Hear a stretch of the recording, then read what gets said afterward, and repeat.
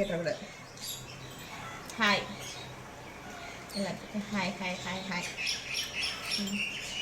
Hi போதும், அடுத்து வாங்க. ஆக்சுவலி நாங்கள் நாளைக்கு காரடியா நோன்பு விரதம் இருக்கிறோம். அதை பற்றி சொல்கிறதுக்காண்டி நாங்கள் வந்திருக்கோம்.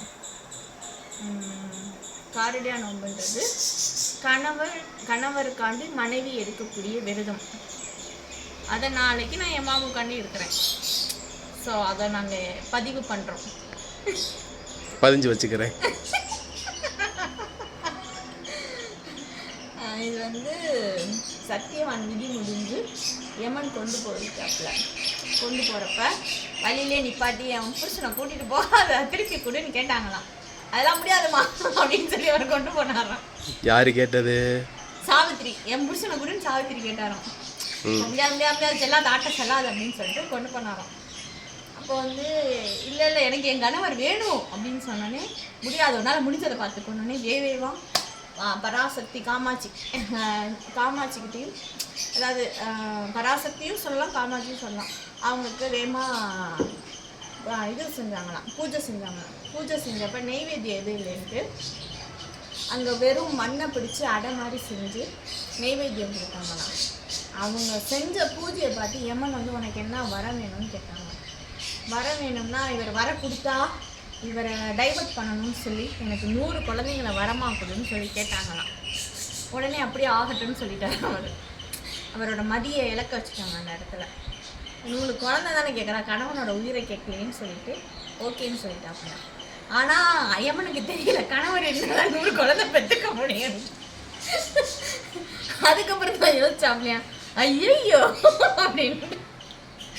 அப்புறம் போயிட்டு சத்தியமான கீழே விட்டுட்டு போயிட்டாராம். 100 குழந்தை பிறக்கிற வரைக்கும் உங்கள் கணவரோட உயிரை எடுக்க மாட்டேன்ட்டு. அதனால் நாங்களும் 100 குழந்தைக்காண்டி இல்லை, கணவனோட ஆயுளுக்காண்டி விரதம் இருக்கின்றோம். அந்த விரதத்தில் என்ன பண்ணி இருப்பீங்க? அந்த விரதத்தில் வந்து உப்புலாத அடை காலில் சாப்பிடாம ஃபஸ்ட்டு சாயந்தரம் 5 to 6 விரதம் முடிக்கிறப்ப ஹஸ்பண்ட் கையால் நோன்பு கயிறு கட்டிட்டு அவருக்கு ஃபஸ்ட்டு கொடுத்துட்டு அதுக்கப்புறம் நாங்கள் சாப்பிடணும். சாப்பிடும்போது என்ன சொல்லுவீங்க? உருகாத வெண்ணையும் ஓரடையும் நான் உனக்கு தருகிறேன், நீ என்னை விட்டு பிரியாமல் ஆயுள் ஆரோக்கியத்துடன் 100 ஆண்டு காலம் வாழ பிரார்த்தனை செய்கின்றேன் அப்படின்னு கடவுள்கிட்ட வேண்டிக்கணும். ஸோ அந்த அடையை வச்சு படைக்கும் போது கடவுள்கிட்ட இப்படி வேண்டிக்கணும். கணவர்கிட்டையும் என்னை விட்டு எங்கிட்ட போயிடாதப்பா. இப்போ தான் நிறைய இன்ஸ்டாகிராமு ஃபேஸ்புக்கு அப்படி நிறைய பேர் விடுறாங்க, ஹாய் எல்லாம் மெசேஜ் பண்ணுறாங்க, நிறைய பேர் சாட்லாம் பண்ணுறாங்க. அப்படிலாம் விட்டுட்டு போயிடாத நான் இருக்கேன் அப்படின்னு காலையெல்லாம் சாப்பிட்டாங்க விழுந்து நான் இருக்கேன் நான் மட்டும்தான் இருக்கேன் அப்படின்னு என்னை விட்டு போயிடக்கூடாதுன்னு சொல்லி காலையெல்லாம் விழுந்து ஒன்று கும்பிட்டு நான் உனக்காண்டி காலிலேருந்து பட்னியாக கிடக்குறேன்,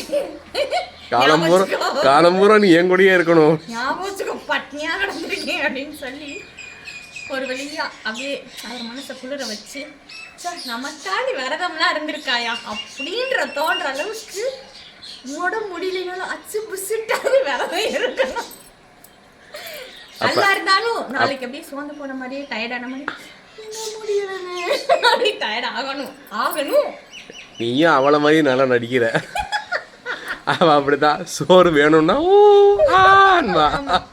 அம்மா மாதிரி தானே, அதனால நாங்க 2 பேரும் நாளைக்கு நடிப்போம். அப்ப நீ வந்து உன் மாமுக்காக இருக்க, அப்ப செரி டாமுக்காக இருக்க போறாளா? சரி டாமுக்காக இருப்பாங்க வாய்ப்பில்லை, பிடிங்கி திம்பா அது வாயிலிருந்து பிடிங்கி திம்பாவ. அப்ப விரதம் உங்களுக்கு மட்டும்தான், சரிக்கு இல்ல சரி பாவம் பச்சை பிள்ளை என்னடா அவ்வளவுதான், என்னைய கடிச்சு போடுவோம். அவ்வளவுதானா? சொல்ல வேண்டியதை சொல்லி முடிச்சாச்சா? சொல்லி முடிச்சாச்சு. டாட்டாவே சொல்லிட்டீங்களா? வணக்கம். வணக்கம். நன்றி. வணக்கம்.